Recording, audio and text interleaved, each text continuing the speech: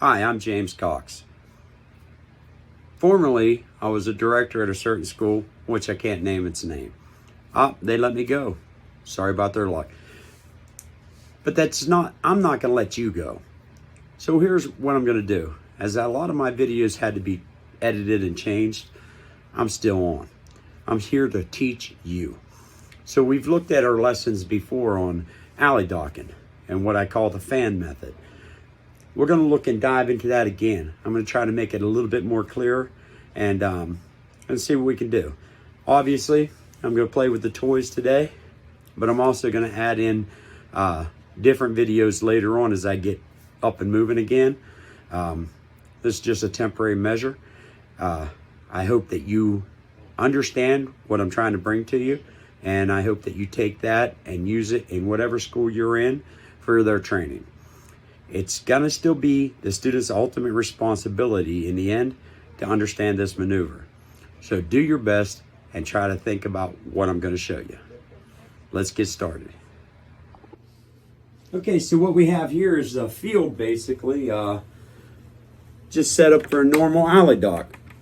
So obviously this is our border up around here. That's our start point. This is our field, and here's our alley dock. And I know that you can't see it right now, but right back here is a 2 to 3 foot represented line that they don't want you to smack the back of the dock with. This came about years ago when we had the docking plates that are automatic lift. When they slammed them too hard, they would do them damage, and they'd have to get them all recalibrated. It was very expensive. So they started teaching them to stop, then bump the dock easy or gently. So what we're going to look at is the alley dock method. So if you've seen the previous videos, if you were lucky enough to watch those, then you're going to know that the fan method is just like a fan that you would have at home. Obviously, if you turn the knob all the way down to the far left, which would be off, let's take the off for a second, and let's make that low. Then if I turn my wheels, which would represent being centered straight on the tractor itself, then that would be medium. And then obviously if I turn them all the way to the right, that would be on high. This is the movement of the fan method if you're moving from that left movement. Obviously you would reverse all that if you were on the other side, blindsiding. But today we're just going to focus on sight side backing. Okay, so before we get started, let's just look at the vehicle in question. Let's remove the trailer and let's just back the tractor, the cab part, like we would do a normal car. And I want you to really think about this because it'll make sense. I'm just going to back it in just like a normal car. It works without the trailer just like a normal car. Right in there. Okay? If you're playing with your toys at home, do the same thing. Bring it down around, bring it in just like a normal tractor. Do it a few times to get used to it.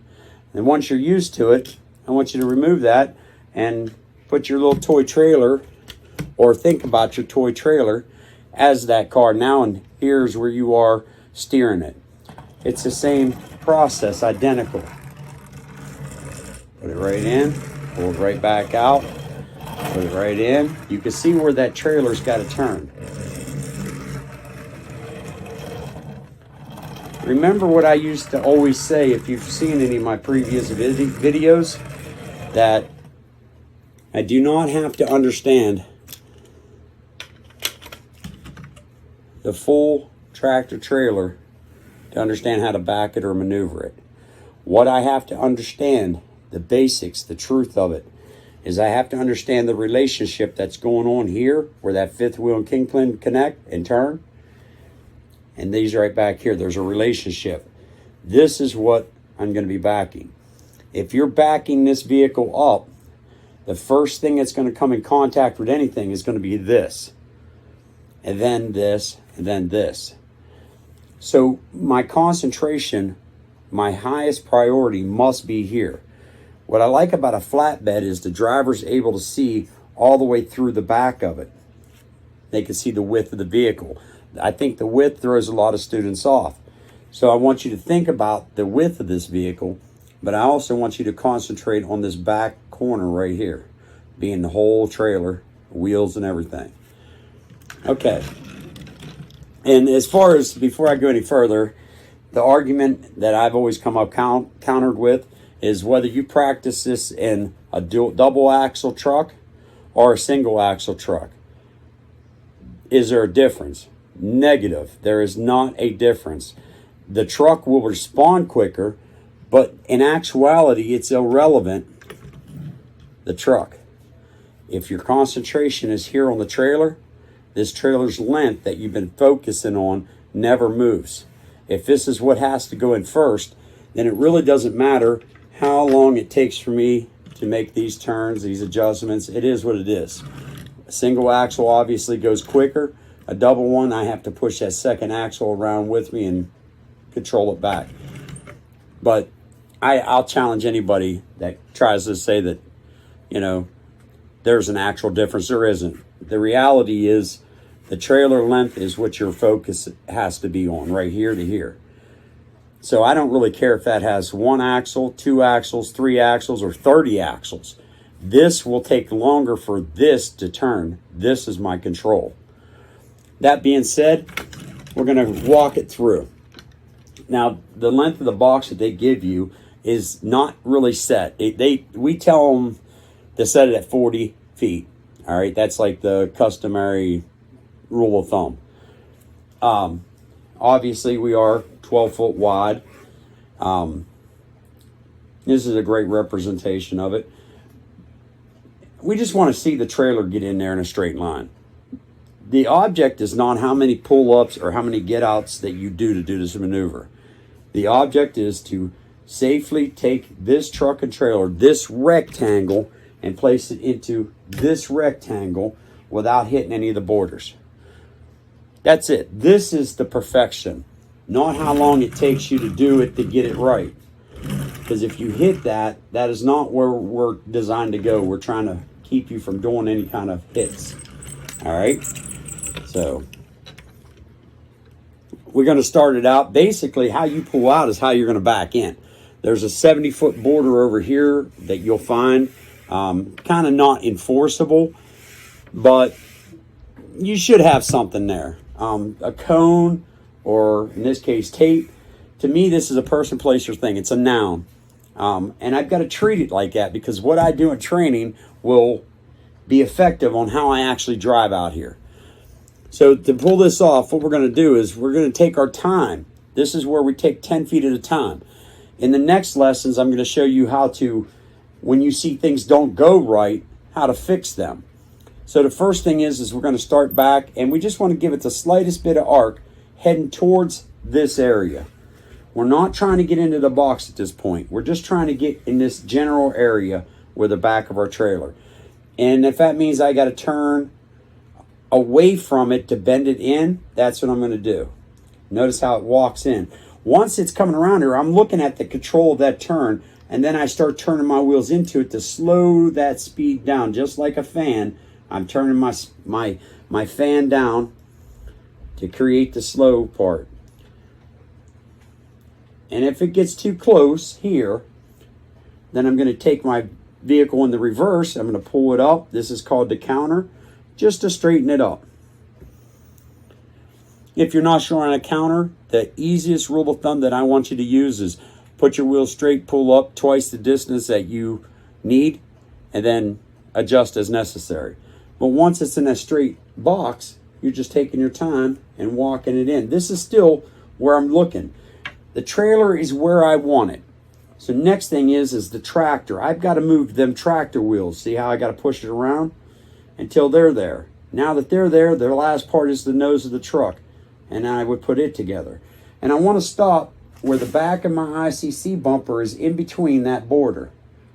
I do not have to go all the way back. I just have to break that invisible line like we did in football back in the day. Just break that invisible line. So this is basically how the alley dock works. A new student should not try to do that in one motion. You're going to go back, say 10 to 15 or 20 feet at a time. You'll make a turn and you'll leave that. You'll dedicate to that turn. You'll start back, and you'll have the slightest bend on it. You won't see a big result right away. It's not on how much you turn the wheel. 2 inches will jackknife this truck. If I go back in distance, it continues to grow exponentially.